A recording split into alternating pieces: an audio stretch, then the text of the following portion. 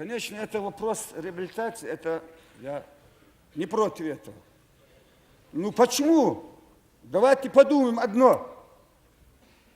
Ведь я преклоняюсь тем русским людям, которые сейчас страдают, которые расстреливают их отцов, сестр, генералов. Я им преклоняюсь в первую очередь. Мы не будем разделять нацию вот так.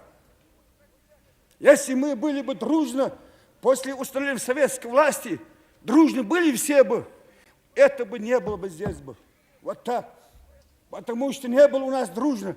Как Ленин умер, и у нас пошло. Все.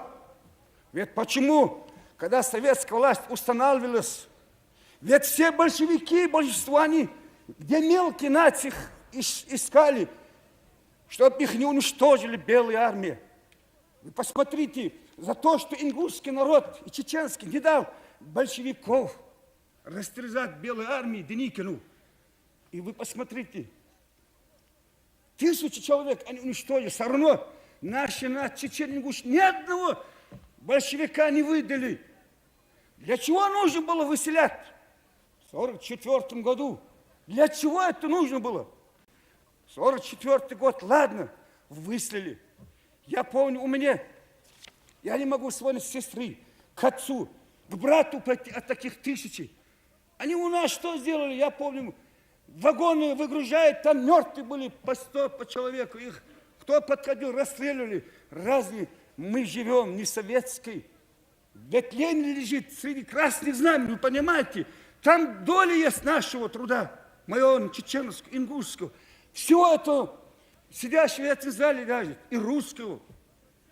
Ну почему тогда, в 1953 году, когда мы зверя Берия размочили, и тот человек, если это не было бы Хрущева бы, здесь бы нам не было бы сидеть, и мы в зале, и руководители партии не были вот так. Если Хрущев власть заимел бы, все бы хана было государство.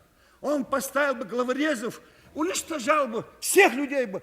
Ведь сейчас недавно у нас живые люди нашли, наших чеченцев, ингушей, 700 человек разогнали, говорят, живыми сожгли.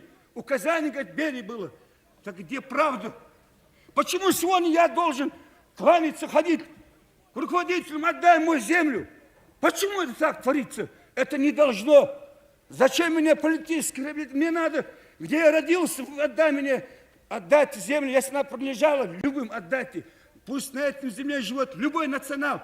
Мы найдем, мы дружно будем жить. Но когда еще нечестность есть, понимаете, среди некоторых людей, они стараются как-то обойти, тому угодить. Нет, так не должно быть.